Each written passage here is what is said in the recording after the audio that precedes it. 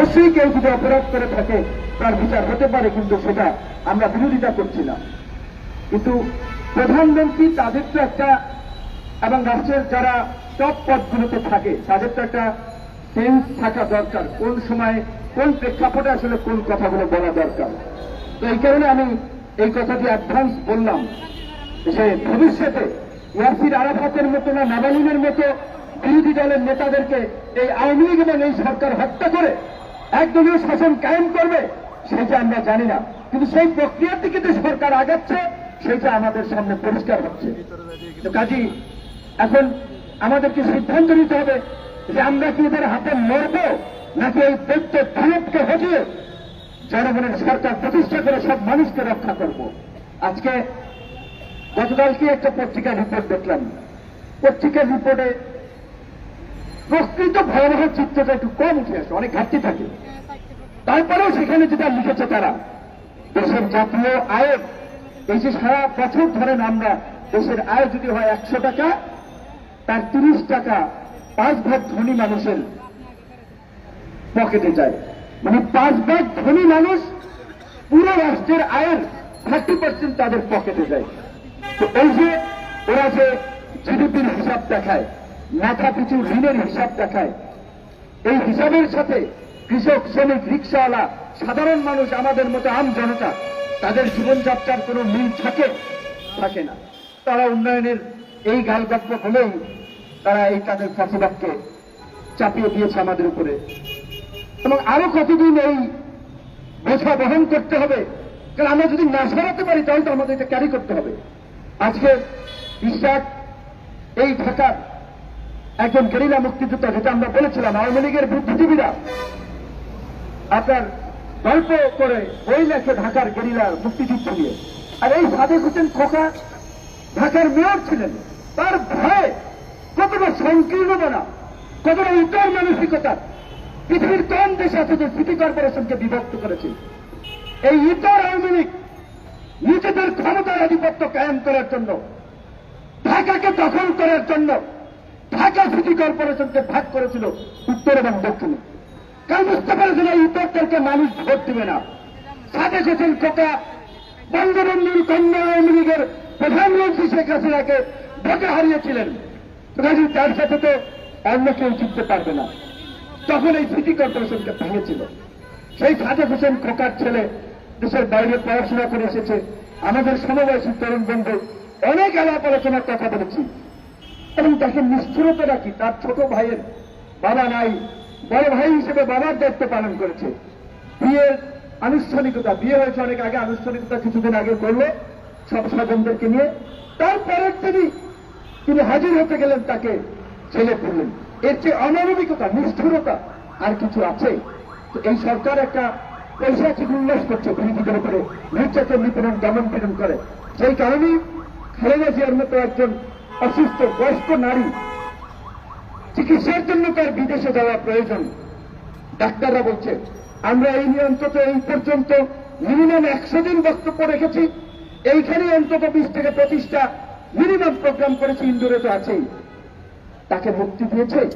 তাকে মুক্তি দেয় নাই। কারণ প্রধানমন্ত্রী জানেন, এই সরকার জানে, তিনি যদি সুস্থ হয়ে রাজপথের আন্দোলনে আসতে পারেন, সেই আন্দোলনের ঢেউয়ে এই আওয়ামী লীগের তত্ত্বটাও উড়ে যাবে। সেই কারণে তাকে মুক্তি দেওয়া হচ্ছে না।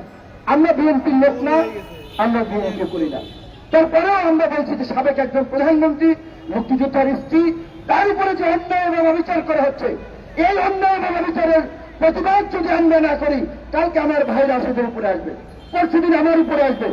আপনারা দেখেছেন গোলাম মাওলা রনি এই ঢাকা বিশ্ববিদ্যালয় তার পাশে থেকে ফেরার পথে আপনার ঢাকা বিশ্ববিদ্যালয়ের মতো জায়গায় আক্রমণের শিকার হচ্ছেন। ছাত্র দলের সাবেক সভাপতি এই শিল্পকলাতে হামলার শিকার হয়েছেন। এটা গোয়েন্দা সংস্থাগুলো করাচ্ছে। এই আজিজ এবং বেনজিরের মতো কুলাঙ্গের লোকেরা এই গোয়েন্দা সংস্থা এবং এজেন্সিগুলো পরিচালনা করতে দায়িত্ব আছে। এই শয়তানগুলো এই বিরোধী দলের নেতা কর্মীদের মনে ভয় ঢুকাতে এই হামলাগুলো করাচ্ছে, যাতে বিরোধী দলের নেতা কর্মীরা কথাবার্তা কম বলে, মানুষকে উত্তেজিত কম করে, আন্দোলনমুখী কম থাকে। আমার গলা একটা রশি পরিয়ে দিয়েছে। আপনারা জানেন একটা বক্তব্য দিয়েছিলাম, সেইটার জন্য 6 দিন আদালতে এই পর্যন্ত গেছি। আদালতে অবমাননা হয়েছে, বিপিনের বক্তব্যে আদালতের ইজ্জত শেষ হয়ে গেছে। সিনেমাতে যেমন আমরা দেখি না, আপনার কোনোভাবে জোর করে ধরেন কেউ মানে রেপ করলে পরে তার ইজ্জত চলে গেছে। আচ্ছা, মানুষকে জোর করে টর্চার করেছে, তো তার মান সম্মান কি গেল? বরঞ্চ যারা তাকে টর্চার করেছে ওই ক্রিমিনালরা হচ্ছে সামান্য মানুষ। তো এখন আমার মতো মানুষের বক্তব্য আদালতের ইজ্জত চলে গেছে। তাই আমাকে দেখাতে 6 দিন গেলাম, আরো কয়দিন যেতে হবে জানি না। তো সেই কারণে এখন রাজনীতিবিদদের বক্তব্য দেওয়া মুশকিল হয়ে যাচ্ছে। ওবায়দুল কাদের বলেছে যে সরকার কাউকে ছাড় দেয় না, আজিজ এবং বেনজির ইস্যুতে। এই সরকারকে আজিজ এবং বেনজিরদের বিরুদ্ধে স্বপ্রণোদিত হয়ে কোনো ব্যবস্থা নিয়েছে? সুযোগ তদন্ত করেছে? যখন এই বসুন্ধরা গ্রুপের পত্রিকা কাল বলে নিউজ করেছে, তখন তার অনেকদিন তারা কিচ্ছু করে নাই। এখন স্বতন্ত্র এমপি আরো অনেকে দুদকের কাছে চিঠি দিয়েছেন, এবং যখন আজিজের উপরে স্যাংশন এসেছে তখন তারা নড়ে চড়ে বসেছে যে আজিজ জয় বাংলা হয়ে গেছে। তো কাজে এখন যদি বেনজিরের বিরুদ্ধে পদক্ষেপ না নেওয়া হয়, আলটিমেট দায় সরকারের উপরে আসবে। অথচ আমরা শুনেছি এই বেনজিরের যে বোনের ফাঁস করল কালবেলা, সেইটা নাকি মুনিয়া হত্যা ধামা চাপা দেওয়ার জন্য বসুন্ধরা কর্তৃক যে টাকা পয়সা জমি ফ্ল্যাট টেলাট দেওয়া হয়েছে, সেইটা নিয়ে সমস্যা হয়েছে। তাই এক মনে হচ্ছে মানে কুকুরে আর এক কুকুরে হাড্ডি নিয়ে দৌড় দিচ্ছে, এদিকে সাংবাদিক ছবি তুলে ফেলাইছে। মানে অবস্থাটা এরকম যে তারা নিজেদের অপকর্ম ভাগ বাটোয়ারায় ঘাটতি পড়েছে, তাই এটা পত্রিকা এসছে। না হলে হয়তো পুলিশ প্রধান বেনজিরের এই ইতিহাস হয়তো আমরা জানতাম অনেক পরে। আজিজ সাহেবের কথা সেনা আইনে বিচার হবে অর্থমন্ত্রী বলেছিলেন। তো যখন পাওয়া ছিল তখন কি করেছেন? কিছু করতে পেরেছেন? এবং আমি আপনাদেরকে বলছি, আদৌ আজিজ এবং বেনজিরকে সরকার কিছু করবে কিনা সন্দেহ আছে। এলে যে গরম গরম টকশো হচ্ছে, লেখালেখি হচ্ছে, কার্যত এদেরকে কিছু করবে না। কারণ এই আজিজ এবং বেনজিরদেরকে কসাই বানিয়েছে। আমার ভাই রাশেদ ভাই বলেছে, মঞ্জু ভাই বলেছে, আওয়ামী লীগের নেতারা কলকাতার বাথরুমে এখন ফ্ল্যাশ হচ্ছে। তো এই ফ্ল্যাশের অনেক ইতিহাস। এই যে বিএনপির নেতা, এই গুলিস্তানের নেতা চৌধুরী আলম, লাকসামের এমপি হিরো, ঢাকা বিশ্ববিদ্যালয়ের চোখর ছাত্র নেতা, 90-এর স্বৈরাচার বিরোধী আন্দোলনের নেতা ইলিয়াস আলী সহ অসংখ্য নেতাদেরকে গুম করা হয়েছে।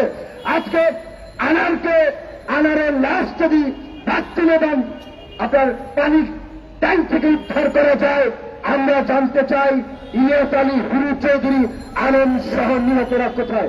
আমি আহ্বান চালাবো, দেশ বাঁচাও, মানুষ বাঁচাও এই আন্দোলনের ভাইদেরকে, সমস্ত দলের নেতা কর্মীদেরকে নিয়ে চলেন আপনারা আমাদের গুম হওয়া ভাইদের সন্ধানের দাবিতে স্বরাষ্ট্রমন্ত্রী অথবা প্রধানমন্ত্রীর কার্যালয় ঘেরাও করেছে।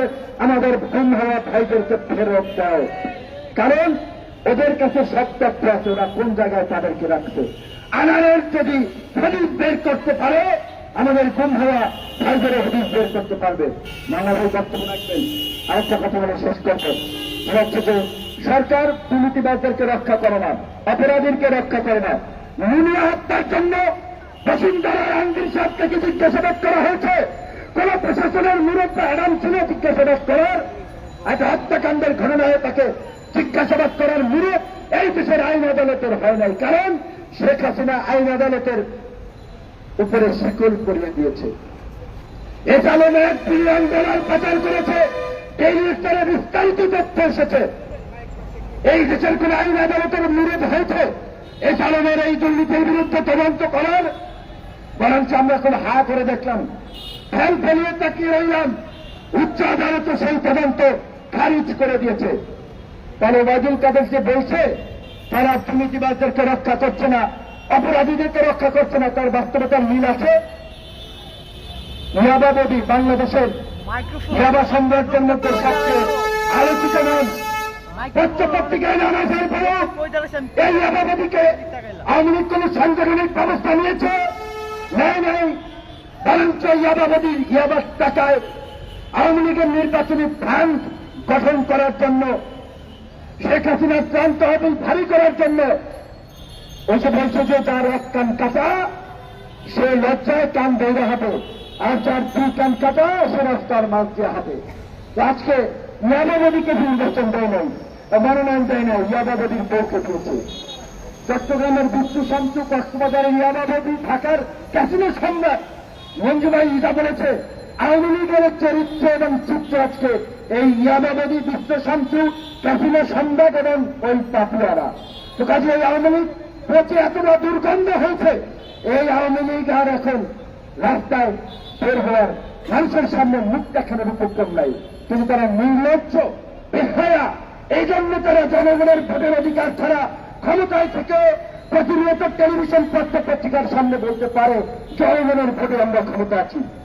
তিন বেহায়া মন্ত্রীর কাণ্ড দেখেছেন, সংবাদ সম্মেলনে বলেছে দ্রব্যমূল্যের যে দাম বাড়ছে সেটা নিয়ন্ত্রণের মধ্যে আছে, না হলে তো জনগণ আন্দোলন করত। আরে বাবা, জনগণের উপর অত্যাচার, নির্যাতন, হামলা মামলা, গুলি চালিয়ে আজকে একটা নারকীয় পরিস্থিতি তৈরি করে জোর জবরদস্তি করে ক্ষমতায় আসোস আর জনগণের সাথে পৈশাচিক উল্লাস করো। একবার লেভেল প্লেইং ফিল্ড তৈরি করে দেখো, রাস্তায় বের হতে পারো কিনা। যাই হোক, আমার বক্তব্য শেষ করছি। ভালো থাকবেন এবং এই লড়াইটা চালিয়ে যেতে হবে।